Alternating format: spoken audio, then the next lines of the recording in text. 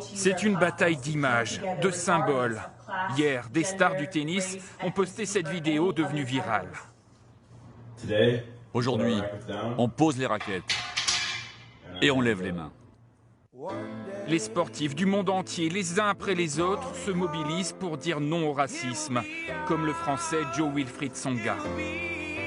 J'ai été régulièrement confronté au racisme, dès ma plus tendre enfance d'ailleurs. Et c'est vrai que ça, c'était un peu la tragédie de trop, et ça me donne envie de parler plus fort, de crier ma peine. Hier, après Kylian Mbappé, c'est le champion du monde Paul Pogba qui s'est exprimé. Je ressens de la colère, de la pitié, de la haine, indignation, douleur et tristesse.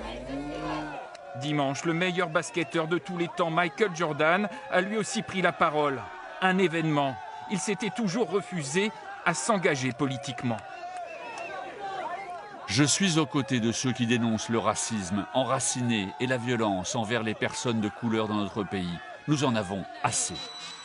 Le monde sportif d'un côté, des artistes de l'autre, comme la chanteuse Beyoncé qui a envoyé ce message pour interpeller ses 145 millions d'abonnés. Il y a eu tellement de fois où nous avons vu ces meurtres violents et il n'y a pas eu de conséquences.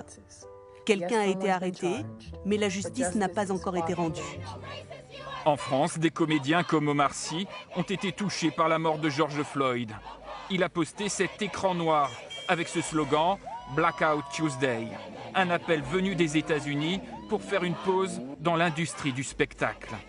Un mouvement pour faire réfléchir et rejoindre les centaines de milliers d'Américains qui défilent chaque jour dans tout le pays.